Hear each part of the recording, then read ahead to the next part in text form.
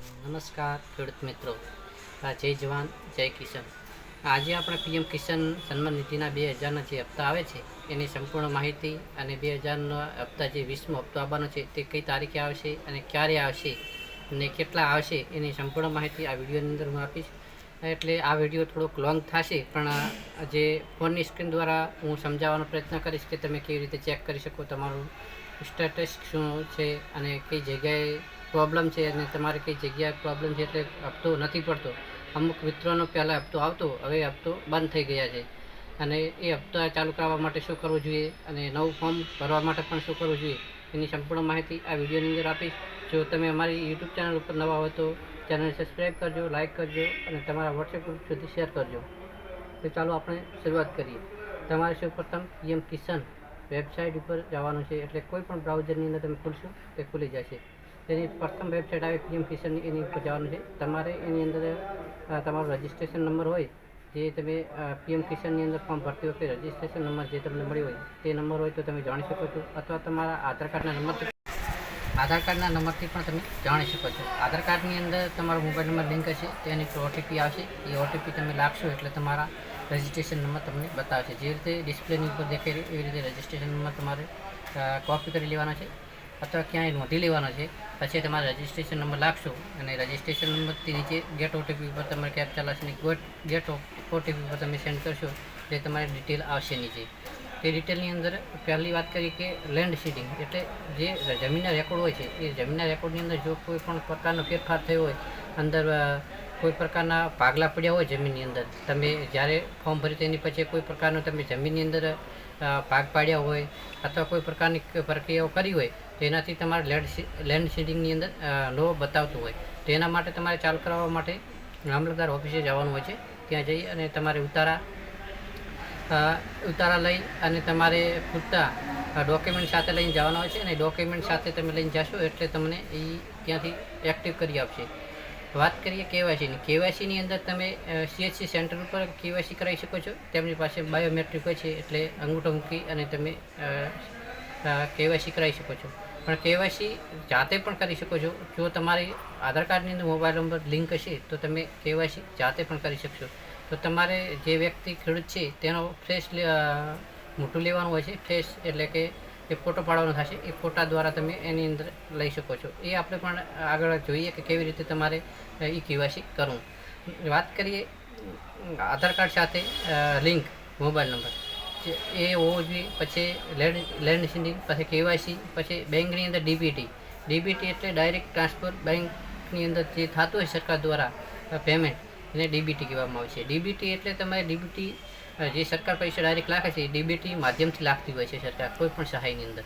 તો તમારે ડીબીટી જો કરેલ ના હોય તો બેંકની અંદર જઈ અને તમારે આધાર કાર્ડ અને બેંકની પાસબુક લઈને જવાનું છે અને બેંકની અંદર જઈને કહેવાનું છે કે અમારે ડીબીટી કરવાનું છે, તો તમને ડીબીટી કરી આપશે. જો ડીબીટી કરેલ ના હોય તો પણ તમારા ખાતાની અંદર હપ્તા અટકી શકે છે. તો ડીબીટી પણ કરાવી લેવું.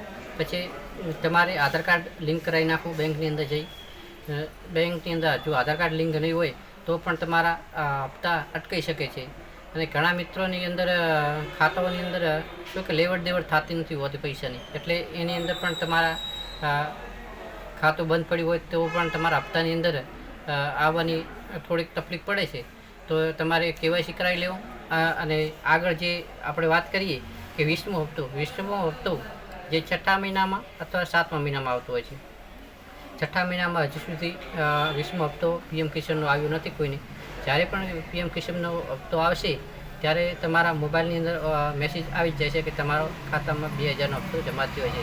અને જો જ્યારે પણ હપ્તો પડશે ખેડૂતોના ખાતાની અંદર ત્યારે પણ અમે એક વિડીયો બનાવીશું કે પીએમ કિસાનનો હપ્તો આવી ગયો છે.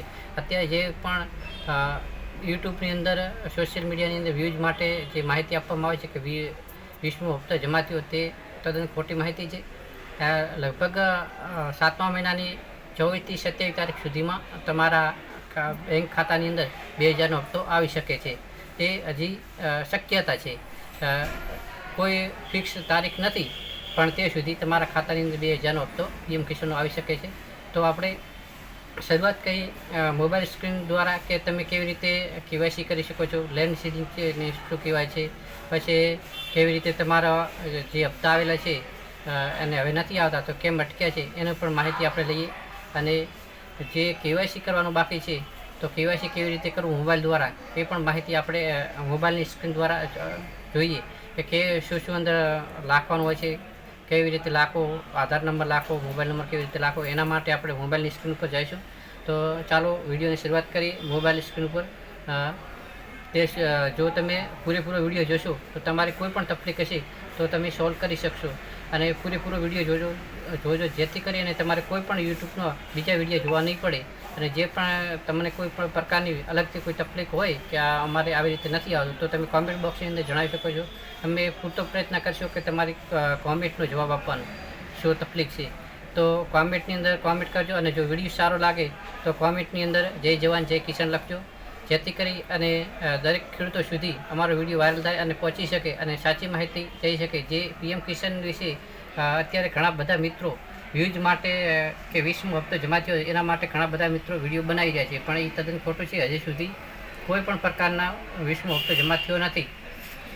એની સંપૂર્ણ માહિતી આપણે મોબાઈલ સ્ક્રીન પર જોઈએ. તો ચાલો વિડીયોની શરૂઆત કરીએ. નમસ્કાર ખેડૂત મિત્રો, સૌપ્રથમ તમારે તમારા મોબાઈલની અંદર ગૂગલમાં સર્ચ કરવાનું છે પીએમ કિસાન સન્માન નિધિ યોજના. તમે સર્ચ કરશો એટલે પ્રથમ વેબસાઇટ આવશે. એ વેબસાઇટ ઉપર તમારે જવાનું હોય છે. જે આ ડિસ્પ્લે ઉપર દેખાઈ રહી એ પ્રથમ વેબસાઇટ પર તમારે જવાનું છે. વેબસાઇટ ઉપર જશો એટલે તમને એક નવું પેજ ખુલશે. એ પેજની અંદર તમારે નીચે સ્ક્રોલ કરવાનું હોય છે.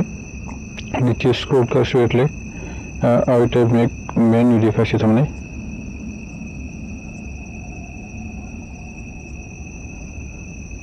એની અંદર તમને વચ્ચે બાજુ આગળ દેખાડી અહીંયા હશે યોર સ્ટેટસ, એટલે તમારો સ્ટેટસ દેખવા માટે તમારે એના પર ટચ કરવાનું છે. અહીં તમારો રજિસ્ટ્રેશન નંબર લખવાનો છે. જો તમારી પાસે રજિસ્ટ્રેશન નંબર નથી તો તમારા મોબાઈલથી અને તમારા આધાર કાર્ડથી તમે જાણી શકો છો. તમે જ્યારે પણ કેવાયસી કરવા ગયા હશો કોઈ પણ સીએસસી સેન્ટર પર, ત્યાંથી તમે નંબર નોંધ્યો હોય તો અહીં તમે લખી શકો છો. તો તમારે જો તમારી પાસે નથી તો કોઈ ચિંતા કરવાની જરૂર નથી. તમારે છે ને આધાર કાર્ડ અથવા મોબાઈલ નંબર જે તમે પીએમ કિસાન યોજનામાં જ્યારે ફોર્મ ભર્યું ત્યારે જે હતો તે લખવાનો હોય છે. એટલે તમારે ઉપર ટચ કરવાનું છે નાવ યોર રજિસ્ટ્રેશન નંબર ઉપર. અહીંયા ટચ કરશો એટલે તમારે અહીં મોબાઈલ નંબર લખવાનો હોય છે અથવા તમે આધાર નંબર પણ લખી શકો છો. તમારે આધાર નંબર ઉપર તમે ટચ કરશો અને પછી અહીં તમારે આધાર નંબર લખવાનો હોય છે. આધાર નંબર લખી અને આ કેપ્ચા અંદર ક્લિક કરવાનો છે. જે એબીસીડીમાં હોય એ પ્રમાણે લખવાનું હોય છે. કેપિટલ હોય તો કેપિટલ લખો અને કેપિટલ ના હોય તો કેપિટલ ના લખો. સેમ કેપ્ચા લખશો પછી ફિલઅપ થશે એટલે સેમ કેપ્ચા લખવાનું રહેશે. કેપ્ચા લખી અને ગેટ ઓટીપી ઉપર તમે ટચ કરશો એટલે એક તમારા ફોનની અંદર મેસેજ આવશે પીએમ કિસાનની એટલે એ મેસેજમાંથી તમારે ઓટીપી આ જગ્યાએ લખવાનો છે. એ ઓટીપી તમે લખી અને તમે ગેટ ડિટેલ્સ ઉપર તમારે ટિક કરવાનું રહેશે. તમે ગેટ ડિટેલ્સ ઉપર ટિક કરશો એટલે એક નવું પેજ ખુલશે. એની અંદર તમને તમારી રજિસ્ટ્રેશન નંબર, તમારું આખું નામ અને બધી માહિતી તમને અહીં મળી રહેશે. જો તમારો આધાર કાર્ડ જ્યારે પણ તમે પીએમ કિસાન ફોર્મ ભર્યું છે ત્યારે નંબર લખાયો છે તો નંબર પણ જોવા મળશે તમને કયો નંબર લખેલ છે. અને જે તમારો જે કરી અને જે રજિસ્ટ્રેશન નંબર હોય તે તમારે નોંધી લેવાનો છે કોઈ પણ જગ્યાએ અથવા કોપી કરી લેવાનો છે. પછી બેક ઉપર તમે અડશો એટલે પાછા આવી જશો એટલે તમારે વળી પાછું નીચે જવાનું છે અને પાછું જ્યાં તમે ગયા હતા તે એ જ જગ્યાએ જવાનું છે. યોર સ્ટેટસ એના ઉપર જઈ અને તમારે અહીં રજિસ્ટ્રેશન નંબર લખવાનો છે જે તમે નોંધ્યો હતો તે. પછી તમારે કેપ્ચા ફિલઅપ કરવાનો છે. જે એબીસીડીમાં હોય તે જ એબીસીડીમાં કેપ્ચા ફિલઅપ કરો. જેવી રીતે લખવું હોય એવી રીતે કેપ્ચા ફિલઅપ કરો નકા નહીં થાય.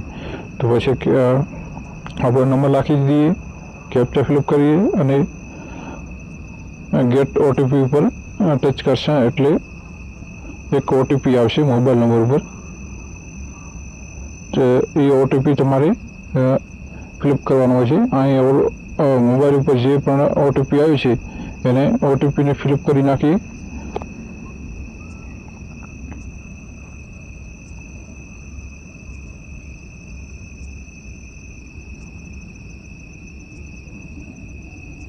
ઓટીપી આવી ગયો છે, ઓટીપીને આપણે ફિલઅપ કરી નાખીએ. ઓટીપી ટાઈપ કરી નાખ્યો છે. ગેટ ડિટેલ્સ ઉપર ટચ કરશો એટલે એક તમારી પર્સનલ ડિટેલ આવી જશે.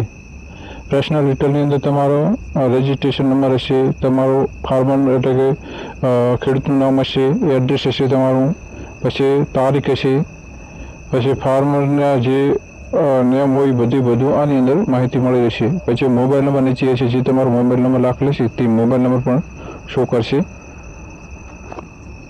નીચે તમને એની નીચે એક જોવા મળશે ઓપ્શન. એ ઓપ્શનની અંદર તમને છે પહેલો યસ લખેલો છે, એ ગ્રીન ટીક હોવું જોઈએ. તો આપણે તમારા જે હપ્તા આવે છે એની એક સ્ટેટસ આપણે ચેક કરી લઈએ કે શું બાકી છે. લેન્ડ સીડિંગ એટલે કે જે તમે જમીન હોય છે, જમીનના ઉતારવામાં કોઈ પણ ફેરફાર કરેલ નહીં હોય તો આ યસ લખેલ છે, અથવા તમે કોઈ પણ ફેરફાર કર્યો છે તો એની અંદર નો લખેલ હોય તો તમારે મામલતદારે જઈ અને આને સુધારો કરવાનો રહેશે. એની અંદર તમારે ઉતારા અને એ ડોક્યુમેન્ટો લઈને જવાના હોય છે અને તમે એનો સુધારો કરાવી શકો છો.